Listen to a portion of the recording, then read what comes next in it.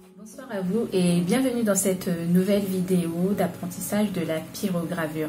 Je vous fais cette vidéo à la suite de une de mes dernières vidéos sur la pyrogravure sur papier.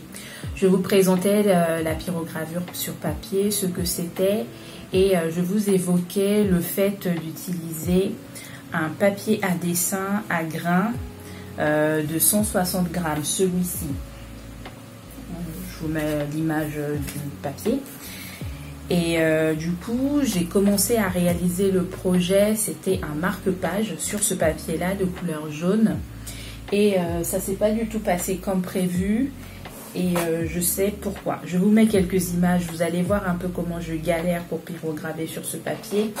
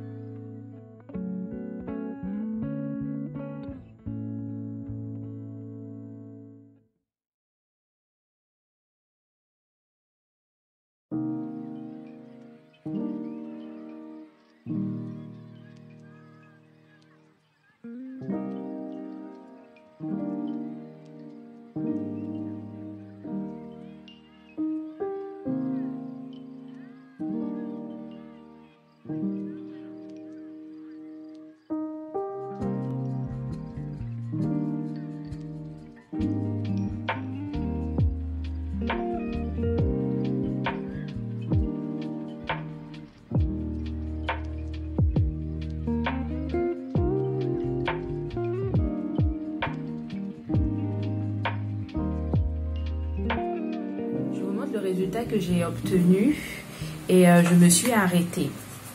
Donc voilà, je me suis arrêtée à ce niveau-là parce qu'il m'était difficile de continuer à pyrograver sur ce papier. Et je pense que l'une des raisons, c'est que le papier est trop fin. Il fait 160 grammes par mètre carré. Et lorsque je me suis renseignée, les papiers qu'on recommande pour faire de la peinture à eau, c'est du minimum 300 grammes par mètre cube. C'est mètre cube? Non, mètre carré. Et c'est ni trop épais, ni trop fin comme papier quand on fait la peinture à eau ou la peinture à, comment ça s'appelle, l'aquarelle. Donc le papier va absorber l'eau suffisamment. En ce qui concerne le feu, bah, du coup, c'est ni trop épais, ni trop fin pour facilement brûler le papier. Et moi, personnellement, je dirais même plus le papier est épais, plus c'est plus facile pour la pyrogravure, parce que plus il est fin, il faut être encore plus vigilant pour ne pas brûler complètement le papier, pour ne pas le perforer. Mais si il est suffisamment épais, on va dire que la vigilance est moins accrue à ce niveau-là. Dans la description de cette vidéo, je vous mets le lien du groupe Facebook des pyrograveurs qui utilisent le papier, dont c'est le support principal, si vous voulez vous lancer dans cette technique-là. Moi, pour ma part, du coup, je vais rester que sur du 300 grammes par mètre carré.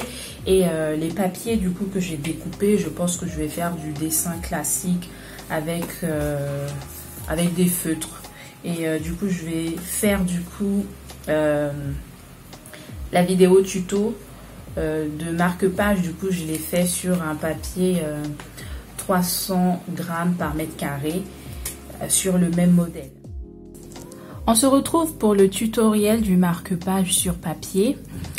Pour cela, je vais utiliser mon pyrograveur, le P-Baro 260, avec une pointe appelée pointe universelle. Cette pointe a la particularité d'être adaptée pour différentes techniques de pyrogravure, telles que les courbes, les traits On peut même faire des pointillés avec. C'est vraiment une pointe universelle qui convient un peu à tout. Lorsque vous ne savez pas quelle pointe choisir, vous pouvez aller vers la pointe universelle. On va commencer. Donc mon pyrograveur a déjà chauffé. Je l'ai branché le temps que je puisse transférer l'image sur le papier. Donc il est très chaud. Il faut aller au fait rapidement. C'est-à-dire vraiment passer le pyrograveur rapidement sur le papier. Ne pas trop s'attarder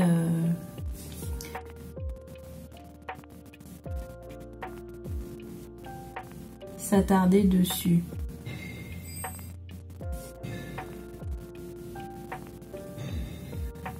Là, je réalise une ligne très épaisse dans le modèle initial. Elle est très épaisse. Et donc, vous voyez, le papier n'est pas transpercé. Je continue. Pour faire les contours, vous pouvez utiliser le bout de la pointe.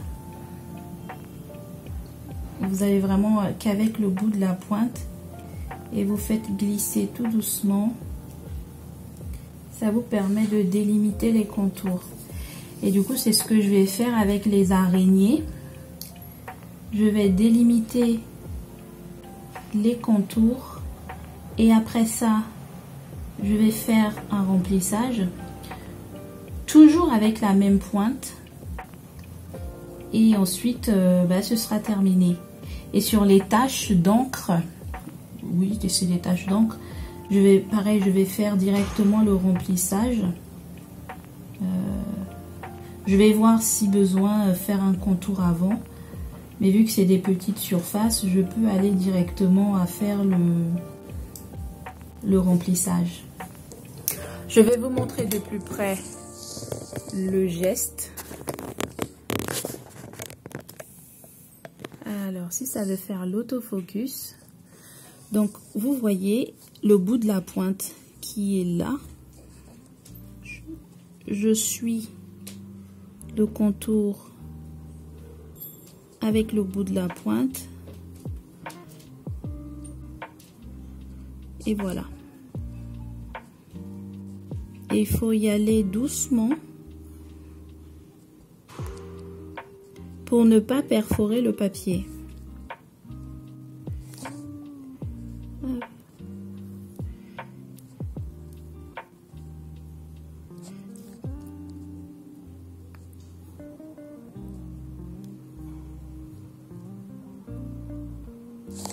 Et là, vous voyez, j'ai fini mes contours de la pâte et à l'arrière du marque-page. Pas du tout perforé. On a juste, vous voyez, on voit un tout petit peu comme une sorte d'ombre. Vous voyez là, on voit un peu comme à travers le papier. Mais en soi, il n'est pas perforé. Je vais continuer ainsi, je vais accélérer la vidéo pour que vous puissiez voir tout le processus et je vous dis à tout à l'heure.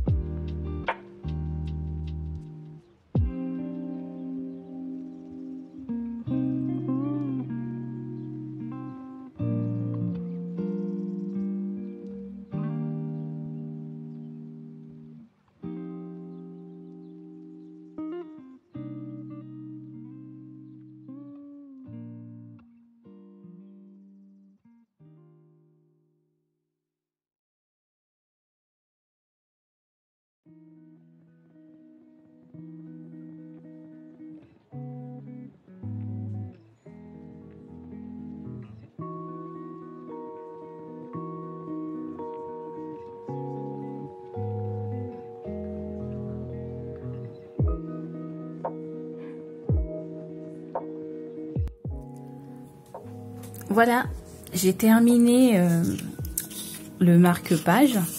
Comme vous pouvez le voir, j'ai mis un papier sous ma planche au fait, parce que ma planche au fait, j'avais peur au fait que le papier se salisse. Et vous voyez, je sais pas si on arrive à voir, le papier est un peu bruni. Donc, pensez à bien protéger votre table lorsque vous faites de la pyrogravure sur papier. Et le papier se gondole un peu quand je pyrograve à cause de la chaleur. Mais hormis ça, quand on finit, il est bien droit, il est bien en forme. Et l'arrière, alors là, mon pyrograveur commence à devenir un peu trop chaud. J'ai un peu trop forcé. Ça marque un peu à l'arrière. Mais après, oui, avec la pratique, je pense que je vais m'améliorer. Je vais corriger un peu ce petit détail là. C'est une de mes premières. Ça, c'est la 3e pyrogravure sur papier que je fais. Et du coup, je progresse petit à petit. Je vais continuer à en faire d'autres. Et vous le partagez aussi ici sur la chaîne pour qu'on continue d'apprendre ensemble. Voilà. Du coup, j'espère que ça vous donne quelques informations d'entrée en la matière en ce qui concerne la pyrogravure sur papier. Et je vous dis bonne pyrogravure, amusez-vous bien et à bientôt dans une prochaine vidéo.